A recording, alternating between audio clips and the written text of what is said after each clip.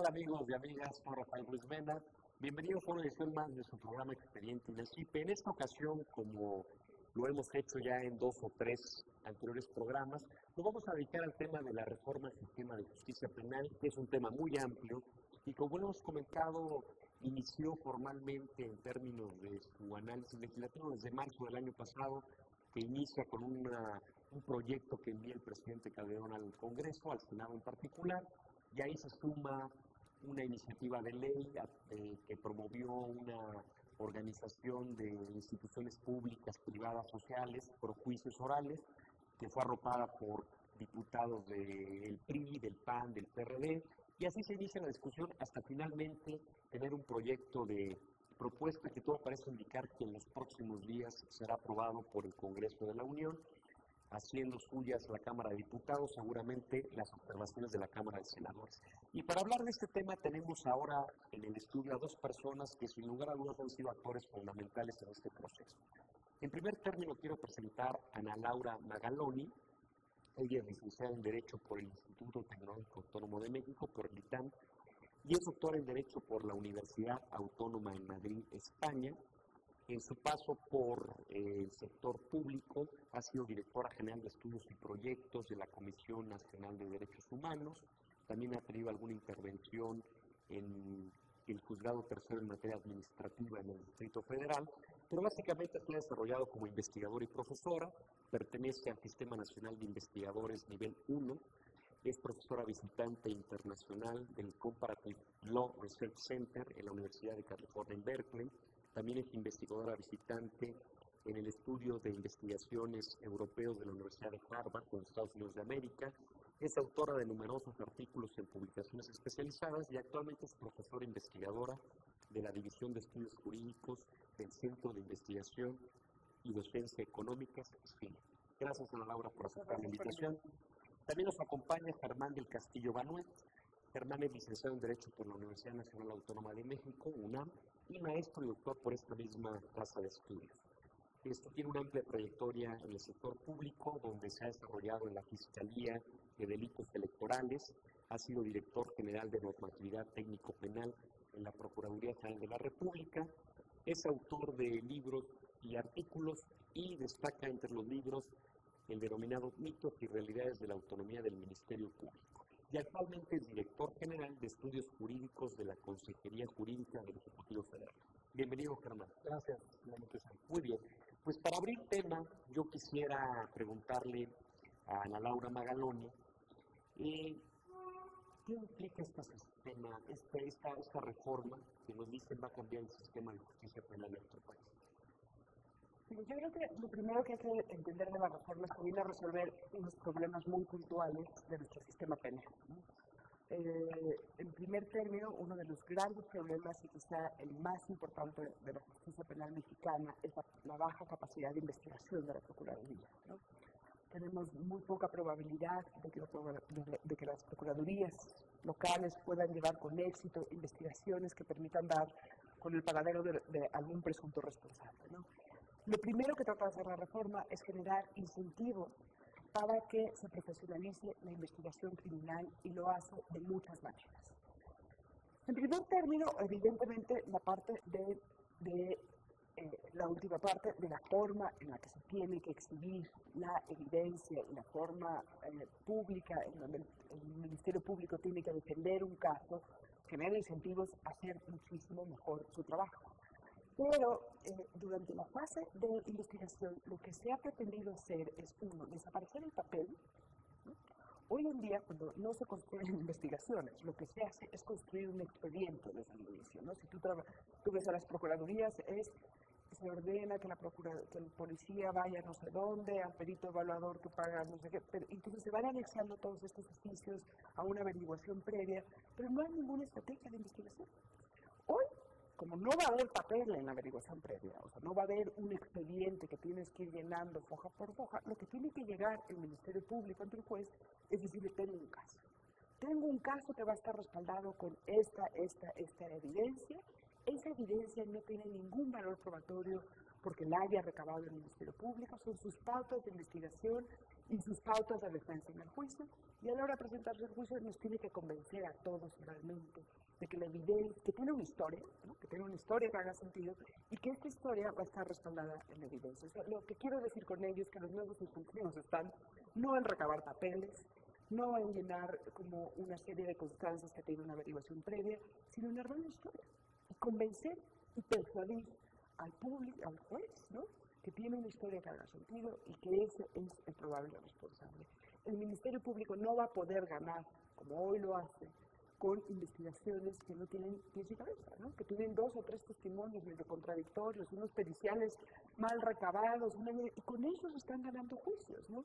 El Ministerio Público va a tener que cambiar sus estrategias, sin duda. La apuesta es la profesionalización, yo creo que es completamente posible en la reforma. Quiero decir que hay antecedentes exitosos en América Latina de que esto puede suceder. O sea, no nos estamos imaginando Disneylandia. Esto es un asunto, el caso colombiano, por ejemplo, que se parece más a... Y que de hecho está entrando en la última fase de su implantación, ¿no? Sí, ya llegó a Santiago, ¿no? Empezó por las provincias menos pobladas. En Chile. ¿No? Los jueces tanto Chile como Colombia llevan varias, 15 años apostando a una reforma en serio a sus policías, ministerios públicos y jueces. En donde el centro de la reforma, y eso es lo que me gustaría desdogmatizar, no ha sido este debate abstracto, teórico, procesal, ha sido cuáles son los problemas que queremos resolver y cuál es la mejor forma de resolverlos.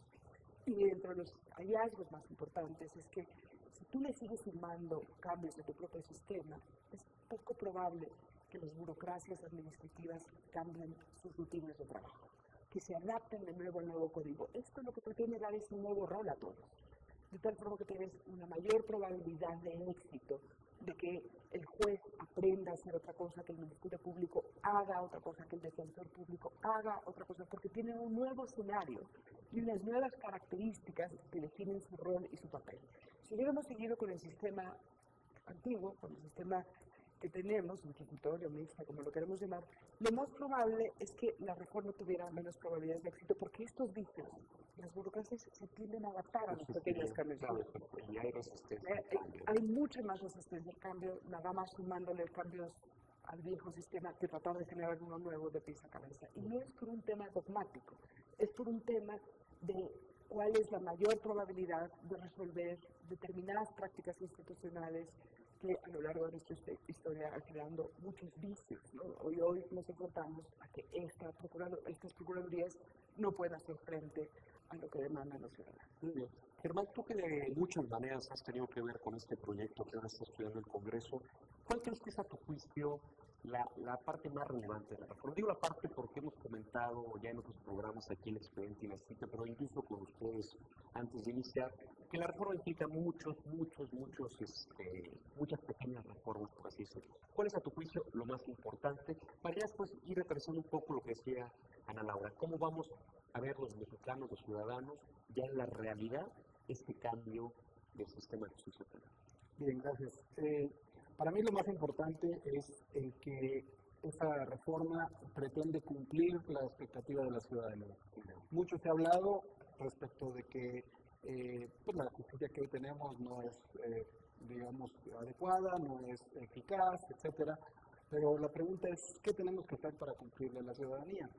Podríamos haber seguido en el esquema de reformas paulatinas, digamos, de poca trascendencia, y que poco a poco fueran avanzando, pero se decidió hacer una reforma de gran calado, una reforma en la cual realmente movamos los cimientos actuales del sistema de justicia y, por supuesto, también mejoremos a los operadores de este sistema para que entonces sí la justicia sea más acorde a lo que la ciudadanía merece y exige. Y aquí esta parte te interrumpo porque es lo que decía Ana Laura. Aquí la reforma va a implicar, y esta reforma es la justicia penal, desde el Ministerio Público, ¿no? Que es el que integra la averiguación previa. Desde aquí inicia el cambio, ¿no? Empieza desde la prevención del delito. Yo te diría que por primera vez se sube a la Constitución el tema de la prevención del delito, está ya explícitamente esa función, y ya entrando al momento de la comisión del delito, comienza desde la policía. Me parece que uno de los operadores del sistema de justicia que más cambios tiene es precisamente la policía, y porque desde nuestro particular punto de vista, es el que requiere más cambio. Entonces, el cambio implica desde la prevención del delito hasta lo que hoy conocemos como readaptación social del sentenciado, que ahora va a ser una figura de reinserción social del sentenciado. Ok, ahorita llegamos a ello. Pero a ver, en la parte de la averiguación, nos decía Ana Laura, ya no va a ser recabar toneladas de papel, ya esas toneladas de papel no van a tener carácter de prueba cuando se lleven a juicio. ¿Cómo va a ser ahora? Perfecto. Primero que nada, la averiguación previa actual es sumamente formalista porque las actuaciones o diligencias que realiza el Ministerio Público constituyen prueba preconstituida al juicio. Además, prueba preconstituida es decir, una prueba que ya existe. Exacto. Y que ya simplemente la presento nada más para que obre en el expediente, pero ya como un hecho probado, ¿no? Así es. Y por lo tanto, de ahí viene la crítica a nuestro actual modelo de que no es realmente acusatorio, sino inquisitivo, porque desde la fase preliminar al proceso penal ya se está generando la prueba que te incrimina. Que te incrimina y que puede valer o ser suficiente para condenarte. Si la defensa no la desvirtúa en el proceso, entonces ahí es donde queda claro que la presunción de inocencia no se aplica debidamente. Entonces cambiamos completamente de paradigma y decimos, no, la presunción de inocencia tiene que subsistir hasta el momento en que el juez declara la culpabilidad y por lo tanto la responsabilidad de la persona, y es el Ministerio Público el que tiene que ir a juicio con la hipótesis, con el caso, la teoría que lleva, y los indicios que por supuesto no son suficientes para condenar a una persona si no son sometidos al tamiz del contradictorio. ¿Sí? Donde la defensa, en igualdad de circunstancias que el Ministerio Público, va a debatir sobre esa prueba, va a aportar su prueba, y dicho sea de paso, esta prueba no va a tener... Pero eso ya está que estamos en juicio, ¿no? Claro. Entonces aquí, hasta donde vamos, Ana Laura, el Ministerio Público, como hasta ahora, recibe la denuncia de un particular o inicia por oficio según se determine, empieza una investigación. Cuando considere que tiene elementos suficientes, va con el juez. Antes de eso hay una fase anterior que es la fase de preparación a juicio, que vincula al presunto responsable a proceso. ¿Qué quiere decir eso? Hay un juez distinto, que no es el juez que va a resolver, sino es un juez que la iniciativa de medida de control. Exactamente, el juez de control. Entonces, el juez de control está ahí para hacer efectivos los derechos de los responsables. El juez de control que todavía no existe, existirá una vez que haya. Este juez lo que va a hacer, no quiere decir que este juez va a ordenar al Ministerio Público qué hacer. El Ministerio Público, en forma espontánea, va a ir recabando su evidencia, etcétera, etcétera. Sí, tiene que realizar determinados actos de molestia, por ejemplo, aprender al responsable, catear su casa, etcétera, etcétera. Estas va a solicitar las órdenes respectivas a este juez de control.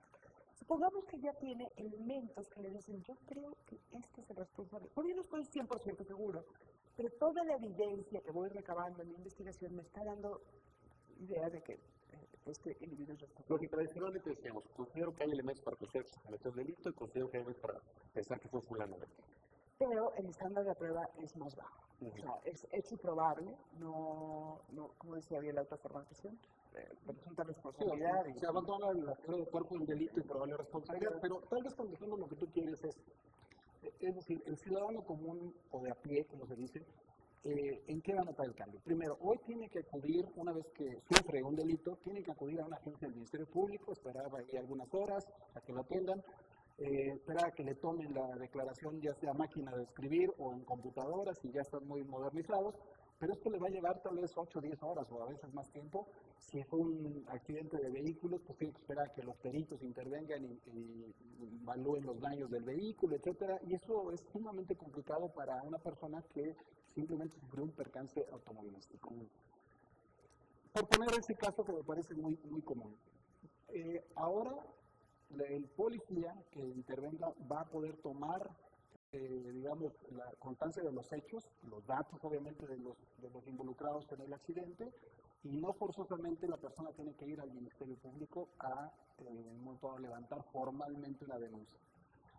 Con ese reporte que haga el policía, ya un investigador que puede ser de la misma policía, puede empezar a hacer la investigación y, desde luego, sin tanta formalidad como es hoy, el fiscal, que es el que dirige la investigación, que es el MP.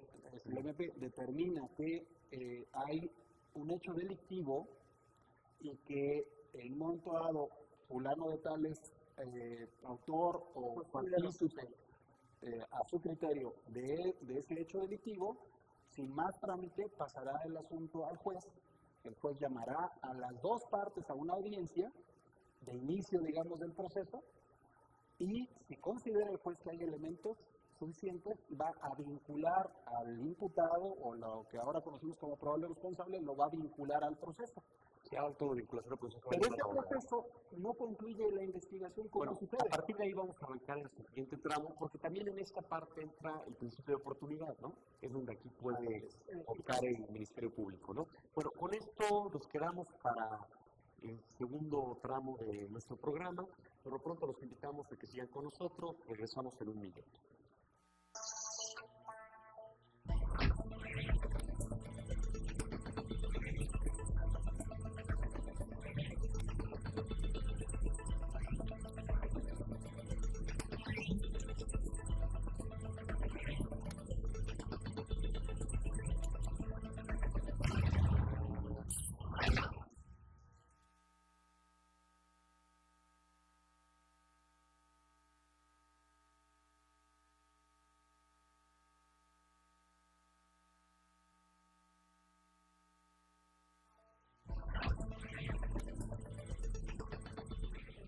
Muy bien, continuamos. Gracias por seguir con nosotros.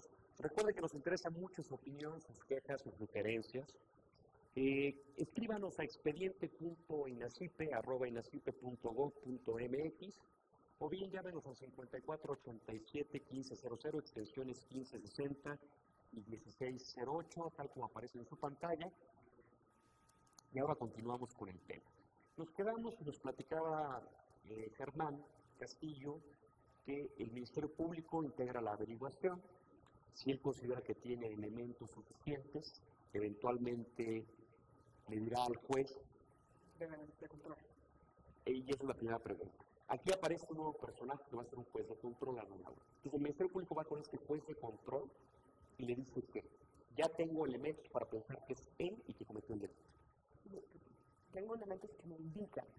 Que me hacen pensar que... Todavía no estoy preparado para demostrar esto en juicio, pero no quiero que se vaya, tengo que realizar algunos otros actos de molestia, tengo que pagar. Entonces, el acusado, yo veo, y ahí es una gran discusión, que el acto de vinculación, más que ser un acto de molestia al ciudadano, salvo cuando haya prisión preventiva, que trató de acotar lo más posible los supuestos de prisión preventiva, donde realmente se amerite como homicidios, violaciones, secuestros, y no para todos los delitos, ¿no? O sea, robo sin violencia, o robo a casa habitación cuando tú no estabas. O sea, esos casos, la prisión preventiva los tendrá que evaluar si va a proceder o no va a proceder. Pero lo que quiero decir con esto es que ese acto, yo no creo que sea un acto de molestia, porque le da un derecho muy particular al probable responsable, que es, voy a conocer toda la cosa. Y tengo posibilidades desde ahora de ir calibrando qué tan fuerte es tu evidencia. Y tengo posibilidades de ir construyendo mi caso y mi defensa.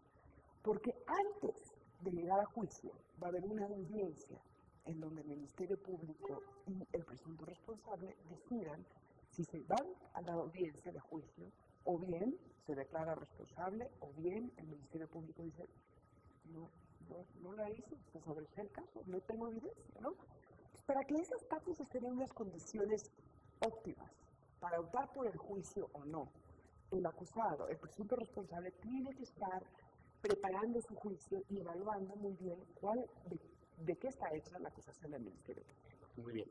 Aquí hasta ahora el Ministerio Público se presenta ante este servidor público del Poder Judicial, que es probable que se le denomine juez de control. Le dice, creo que tengo un caso en que se cometió un delito y creo que está en persona. Si el juez considera que es así, Germán, dictará un auto de vinculación al proceso. Sí. Esto quiere decir que le dice al ciudadano al que le están imputando el delito, le dice, oye, ¿te vamos a someter a un proceso penal? No. Te vamos a notificar la averiguación que está haciendo en tu contra. digamos que se formaliza la investigación para el imputado. Pero me avisan a mí como imputado. Yo diría un poco antes. El juez de control va a intervenir desde la investigación en la etapa temprana. Si el Ministerio Público requiere ejercer, o la policía, aquí hay que aclarar, la policía va a tener más, no cualquier policía, sino los policías investigadores profesionalizados van a tener capacidad de investigación dirigidos por el Ministerio Público.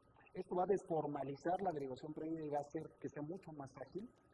Y si ya el policía o el propio Ministerio Público investigador determina que tiene el caso, lo que va a hacer es pedirle al juez que llame ante su presencia al imputado y a su defensa para formalizarle la imputación y que entonces, como bien dice Ana Laura, ya los dos vayan, digamos, conociendo no solamente la evidencia propia, sino la que va teniendo la contraparte y calibrando. Pero interviene puede intervenir cuando se van a dar actos de molestia. Exactamente. Desde órdenes de cateo, intervenciones de comunicaciones privadas, y en un momento dado cualquier otro acto que la ley señale que requiere autorización judicial, hasta también controlar la calidad de la investigación. Esto es, por ejemplo, si hay inactividad del Ministerio Público en una investigación, la víctima va a poder quejarse, digamos, de esa omisión, o si hay excesos de la policía o del Ministerio Público en la investigación, la víctima o el imputado podrán quejarse ante el juez de control de esa investigación. Y ahí la denominación de control, ¿no? Exacto. Porque es lo que controlar estos actos de autoridad ministerial o policial estén apegados. Controla la investigación, yo diría. Okay. Este fue lo que controla. Entonces, volvemos a esa parte, Laura. El juez de control dijo, estoy de acuerdo contigo, Ministerio Público, vamos a dictar un auto de vinculación al proceso. Esta se emite por escrito. O se emitiría por escrito. Se emite principalmente una audiencia oral. Ok, y se le notifica al imputado. Pero ahí está el Y a imputado. partir de ahí, ¿qué pasa? Ahí está el imputado. Entonces, le dice, le notifico que queda usted vinculado al proceso y esta es la acusación. Y a partir de ahí, ¿qué pasa? Primero, el juez te hace una audiencia. Antes de notificarte, o sea, quiero vincular a este ciudadano a proceso. O sea, el juez me notifica, Venga, a va a ver la mi audiencia y no encuentro abogado. Entonces el abogado del acusado va a decir, aquí no hay elementos, no se cumple con el otro va a argumentar porque sí los tiene, y el juez en ese acto en esa decide. audiencia, con el juez de control, está el fiscal del MP, estoy yo que soy el imputado con mi abogado. Y con tu abogado. Empiezan a discutir, Y tienen que convencer al juez. empiezan a alegar, y si el juez considera que tiene razón el Ministerio Público, me notifica que tengo vinculado al proceso. Resuelve oralmente en la audiencia y frente al público que hay elementos para formalizar la investigación en contra de esa persona con miras a un posible juicio. Y establece término. Dice, tienes 6 meses, ¿de cuánto tiempo me va a tomar la investigación? No, dame 6 meses. No, 6 meses es mucho, te doy 3. No, su señoría, 3 meses es demasiado. Veo, Pero ya es oral. todos esos meses. El juez me dice, señor Ruiz Mena, que usted vinculado a proceso, señor fiscal, tiene usted 6 meses para traerme los elementos que demuestren que... Y van a discutir el término, ¿no? Claro, Van a discutir el claro. tiempo. Sí, porque evidentemente depende del caso. Un caso menor no puede llevar 6 meses la investigación formalizada. Y depende mucho si hay prisión preventiva. Aquí quiero enfatizar algo. El nuevo modelo cambia completamente la visión de la prisión preventiva. Nuestro actual modelo es todos en prisión preventiva, salvo excepción. Y por eso tenemos hasta el 60% de los internos a nivel nacional son de prisión preventiva. O sea, es paradójico. Solamente el 40% son sentenciados y el 60% son de prisión preventiva. Bueno, cambia el modelo. Ahora, por excepción, se aplica la prisión preventiva, pero eso no quiere decir que habrá inseguridad pública. Habrá otras medidas de control distintas a la prisión preventiva para evitar que las personas que están sujetas a esta investigación, o en su caso ya el proceso, puedan incurrir en nuevas conductas ilícitas, ¿no? Esto es, la gente no debe de asustarse en cuanto a que se hable de reducción de prisión preventiva y esto vaya de la mano con impunidad o con inseguridad. No, definitivamente no. Si lo que buscamos es una mejor seguridad pública, uno de los esquemas es vamos a implementar nuevas medidas que hoy no se utilizan, porque hoy todo es prisión preventiva, para mantener, digamos, sometido al juez, al imputado y evitar que cometa nuevas conductas ilícitas. Como cuáles pueden ser desde la detención domiciliaria, es decir, que la persona tiene que estar en su domicilio o en el lugar que determine el juez, con medidas inclusive tecnológicas de control para evitar que se salga de ahí. Los brazaletes, todo eso. Así es. Pero entonces, ya una vez estas declaraciones, tienes 6 meses del Ministerio Público para aprobarlo, 3 meses así es que una mucha, ¿no? o 3 meses. Sí. Pero finalmente llega el plazo, que le dio... Fíjate, lo que pasa antes de ese plazo es muy importante, porque desde el momento en que vinculan al acusado al proceso, el Ministerio Público le tiene que enseñar toda la evidencia y toda la que vaya recabando. El acusado desde ese momento tiene la posibilidad de ir preparando su defensa. A ver, el Ministerio Público va a llamar como testigo a mi ahora vecina. no puedo hacer, ¿verdad? Ahora no puedo ver el expediente. Hoy no lo veo hasta que llego a juicio. Bueno, sí, la averiguación previa sí comparecía a juicio. Perdón, sí comparecía la averiguación previa. Pero digamos que lo usual es que el Ministerio Público no destape su investigación antes de considerar. Es algo nebuloso, ¿no? Sí, claro. Pero entonces ahora, Además, no tiene por muy Ministerio importante Público la anexar las porque en el pruebas de la momento en que a mí me avisan que me van eventualmente a vincular, entonces yo le digo a ti, fiscal, oye, a ver, muéstrame me tiene que mostrar el expediente, ¿no? Exacto. Así es. Y ya veo yo qué tiene y qué no tiene. La carpeta de investigación o como se le llame, porque precisamente este modelo no gira en torno al expediente, que es algo que ha sido histórico en México, sino en base a las audiencias, en base al material que se va aportando en las A los audiencias. argumentos en audiencias, a las evidencias que presentas. Lo que hace prueba no es el peritaje escrito, lo que hace prueba es el perito en la audiencia, explicándole a todos lo que encontró. Ok, entonces, ya estoy yo en esa audiencia. El fiscal le dice al juez, oye, señor, No, estás antes va a haber una fase, pues es muy importante porque ese es un parteaguas en el sistema. Ya no se piensa que todo tiene que llegar a juicio, que el único posible trayecto es averiguación previa, juicio, criminalizar, así. Hay una fase anterior en donde determinados casos tienen que ser resueltos según, o sea, la naturaleza del caso te hace que necesites determinadas formas distintas para resolverlos. Por ejemplo, un robo simple en un Oxxo. Se acaba la pandemia, me detuvo el policía. Usted se clava, o sea, no necesita ni siquiera la gran fase de investigación, ¿me explico? Es posible que en la propia audiencia de vinculación al proceso, el imputado le diga, ¿sabe que yo renuncio al proceso? Sí lo cometí, dicte sentencia. ¿No? O sea, desde un robo de Oxxo o un homicidio súper pero lo más probable es la que pregunta aquí es, ¿por un homicidio en el Oxxo me pueden meter a la cárcel? Hoy 45. ¿Por un homicidio o por un robo? No, por un robo. Ah, por un robo. Sí, porque está calificado, es un Pero robo calificado. supone que eso ya no va a pasar. Es prisión preventiva en automático. Pero supone que eso ya no va a pasar. No, Salvo alguna funda de conveniencia de un pequeño súper y sé que me van a meter a la cárcel, no me voy a declarar culpable. Entonces eso también va a cambiar, ¿no? Si tú, por ejemplo, llegas y asaltas a un mano armado, eso es un delito grave. Y va a seguir siendo un delito grave, porque es un robo violento. La verdad es que te vio todo el mundo. Está grabado en la televisión, te vio en las cosas, no sé qué. No tienes mucho que hacer en juicio. Sí, pero ahí tengo la pistola. ¿Qué? Pero ahí está mano armada. Sí, Hay mano armada. Entonces, lo que te quiero decir es que en ese tipo de delitos, lo más probable es que en la propia audiencia donde te vinculan al proceso, se pase inmediatamente a sentencia, ¿me explico? O sea, lo que quiero decir es que no necesitas una larga investigación y 6 meses, no, o sea, ya está toda la evidencia. Sí, suena muy bien eso. Sí, efectivamente, son de los estímulos que hay para que en un momento dado la justicia sea mucho más rápida y fácil. Es que tú me das cuenta que ahora son absurdos. O sea, que cuando hay evidencia, por ejemplo, del tipo que estás diciendo, no están peleando 3 años. Así es. Y tengo que ahí está la evidencia. Ahí está toda la evidencia. Además, a mí me va a convenir porque va a haber reducción a la pena si yo me ahorro declaro culpable y es verosímil. Okay. Entonces, antes de esa audiencia en la que me pueden vincular al proceso, puede haber otra, pero para arreglar el asunto. No, es esa misma.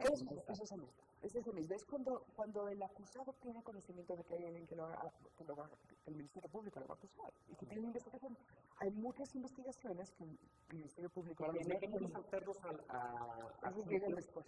Esos vienen después. Esos vienen en la audiencia previa al juicio.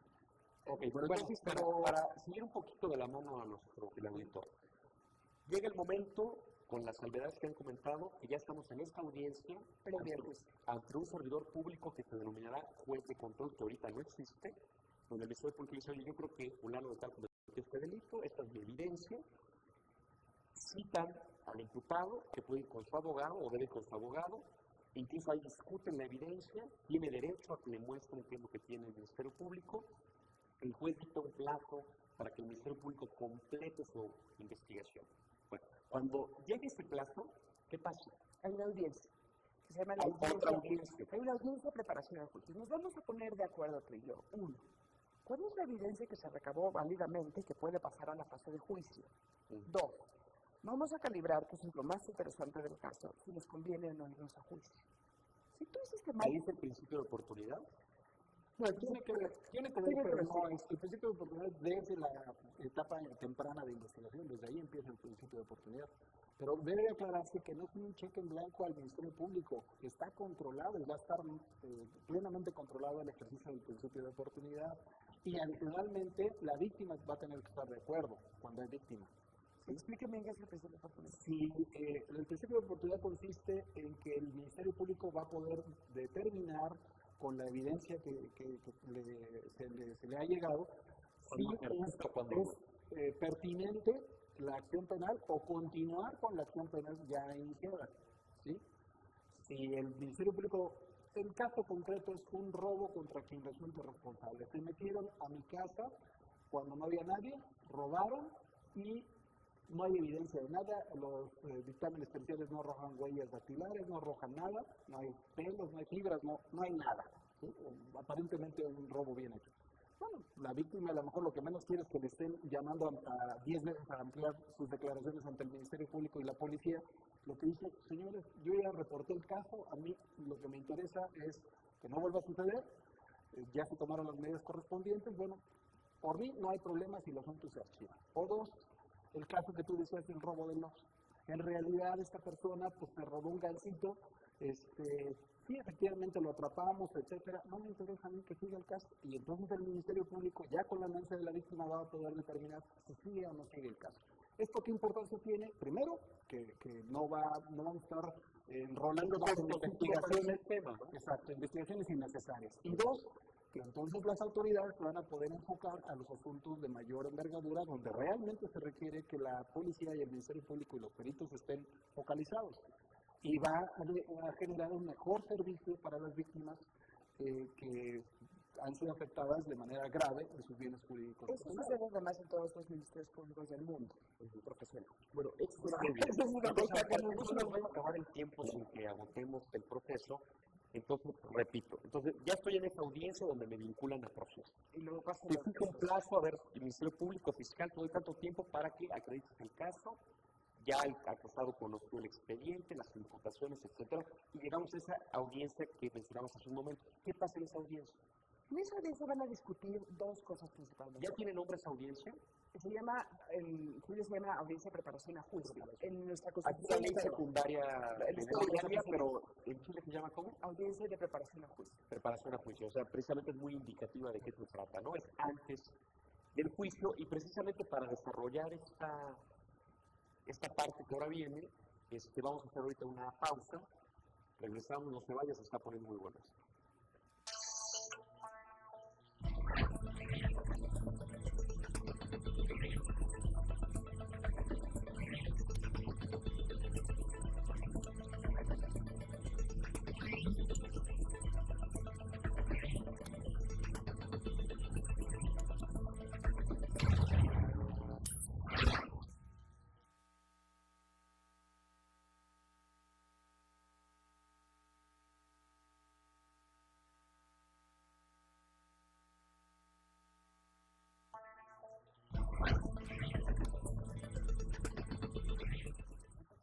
Muy bien, pues gracias por seguir con nosotros. Le recordamos que es muy importante para nosotros que estemos en contacto. Le invitamos a hacerlo a través de nuestro correo, que es expediente.inacipe@inacipe.gov.mx, o a los teléfonos que aparecen en su pantalla, 5487-1500, con las extensiones 1560 y 1608.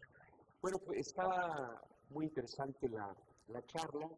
Nos comentaba antes del corte Ana Laura Magaloni que estamos ya en una audiencia previa, preparatoria al juicio. ¿Qué pasa en esta audiencia? Bien, yo también precisaría un momento anterior. En la audiencia para la vinculación al proceso, tú preguntabas inclusive si era por escrito, etcétera, es oral, pero puede haber registros, digamos, escritos o tecnológicos, o sea, a través de la computación. Y en un momento dado también ahí el juez va a decidir si aplica prisión preventiva o no al imputado. Yo decía hace un rato que la regla es que no todos van a estar en prisión ahora, sino van a estar sujetos a otras medidas. Vamos a pensar que no hubo prisión preventiva. En consecuencia, no hay tanto la presión, digamos, de que la persona está sujeto a la prisión y por lo tanto la propia defensa inclusive puede no estar tan apresurada en que llegue el asunto a juicio. Pero vamos a pensar que ya llegamos a la audiencia de preparación al juicio.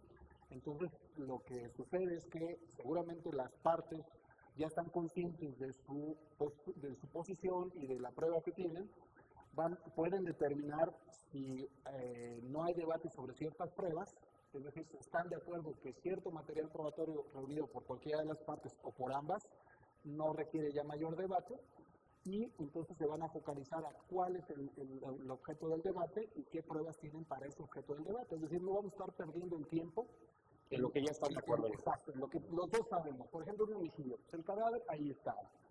La causa externa de muerte está probada.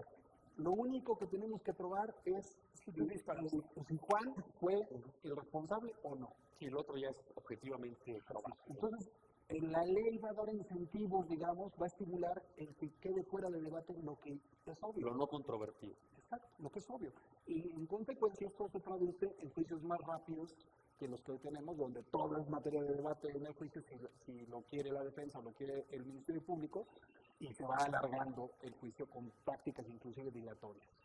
Entonces, en este caso, en esta audiencia, el juez oralmente y frente al público va a resolver si se le admiten las pruebas que presentan las partes, si se desechan y por qué se le desechan, y en consecuencia va a quedar plenamente conformada la litis para el juicio.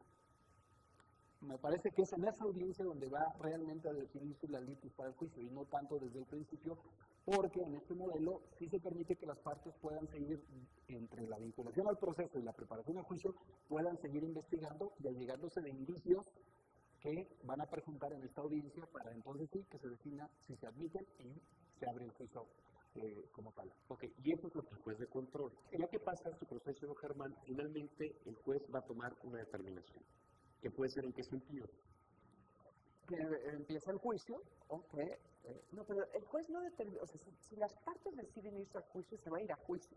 El juez lo que va, o sea, no es una decisión del juez, porque no es el que ejercita la acción penal, o sea, lo que quiero decir es, el juez no va a evaluar si la conclusión Pues es un poco que, visto el estado de cosas, el fiscal determinará si continúa o no continúa, o visto el estado de cosas, el acusado decidirá si finalmente se declara culpable o si decide ir a juicio. Y la decisión es de ellos, no del juez.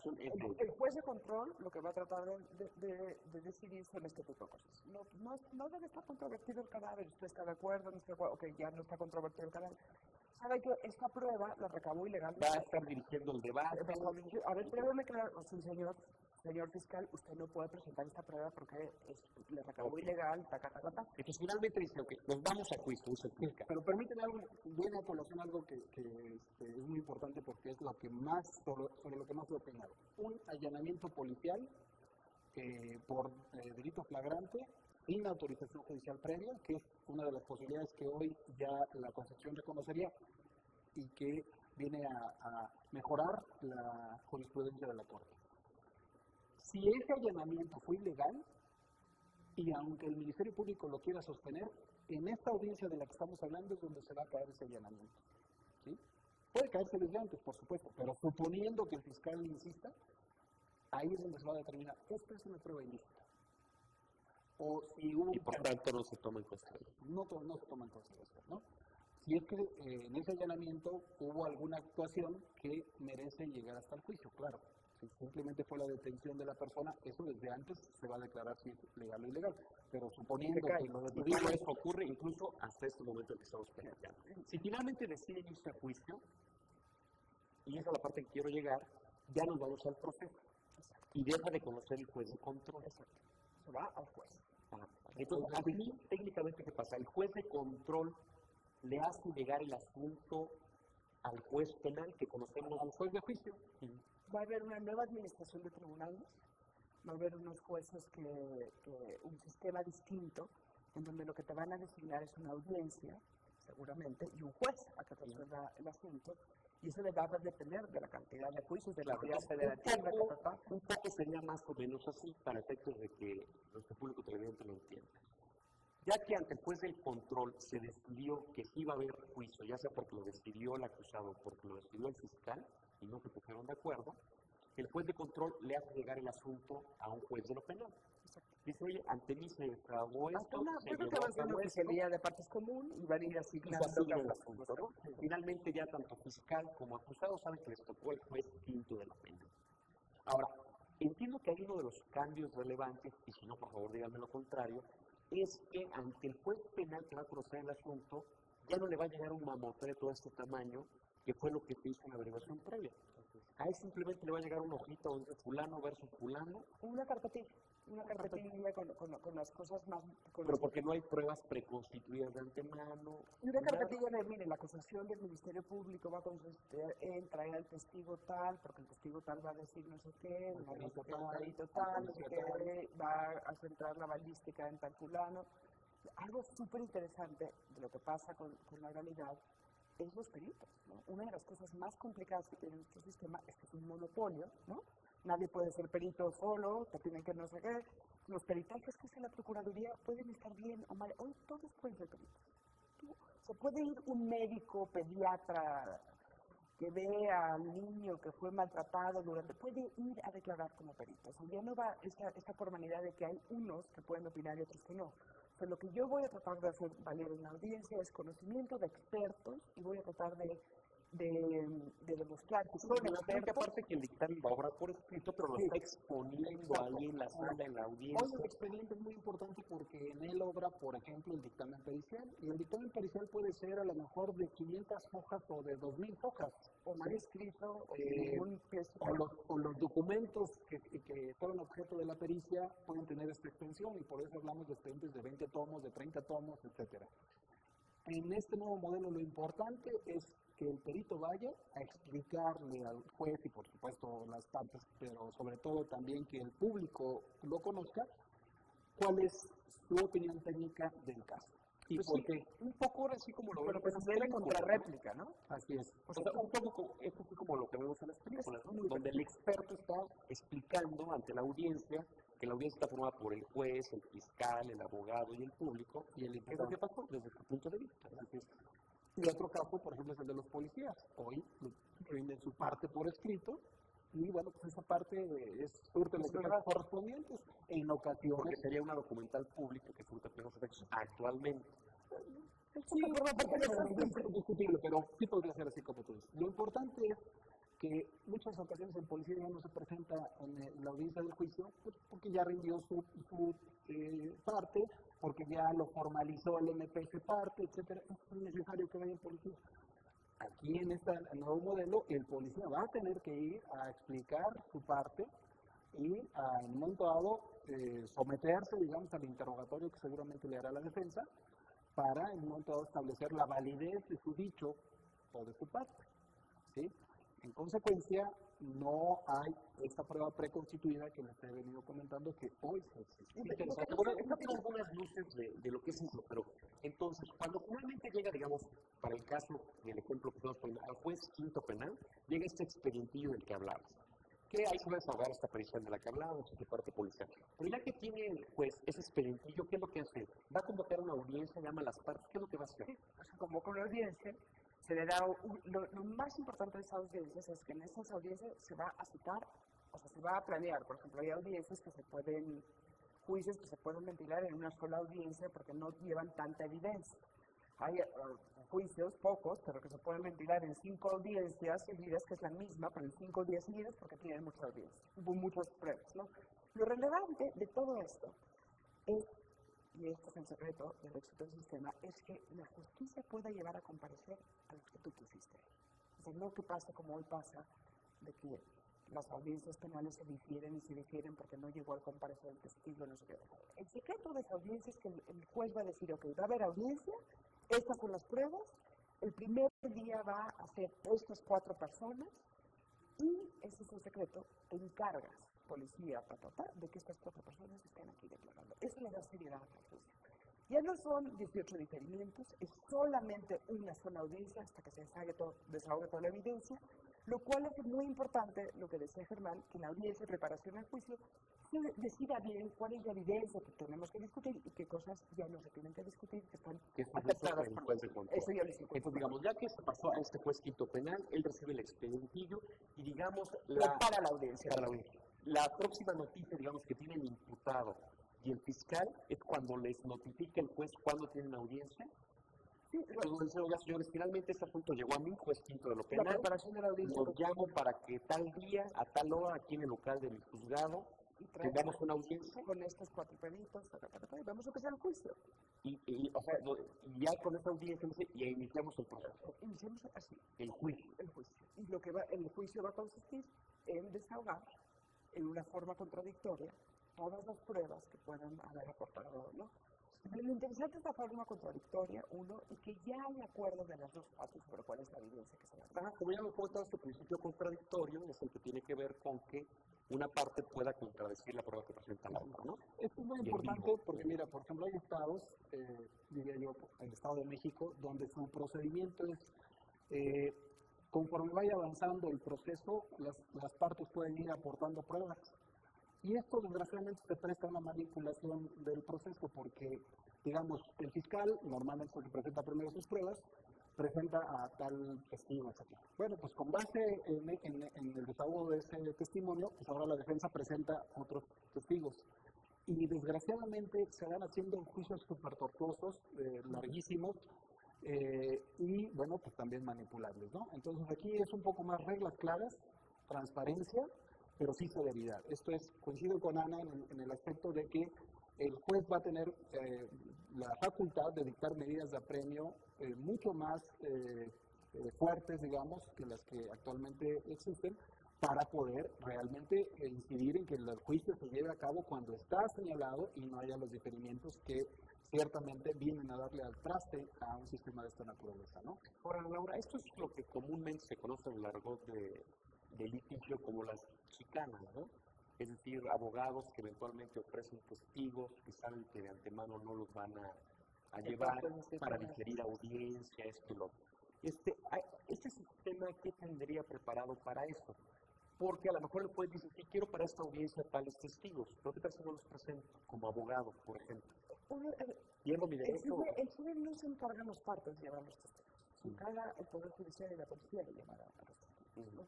Es un asunto más serio, no es un asunto que tú puedas chicanear, ¿no? Y hoy le ordenas a la policía, la notificación no te hace caso. Se trata de dignificar el poder del juez y de que el tema de las audiencias es serio, ¿no? La segunda cosa que creo que es súper importante es que ya hiciste la tarea antes, ¿no? O sea, a diferencia de estas cosas de contarnos, ¿no? De que te voy a ofrecer un nuevo testigo y ahora este no se va a presentar. La tarea está hecha antes, por eso la fase de preparación al juicio es fundamental para que el juicio sea un éxito.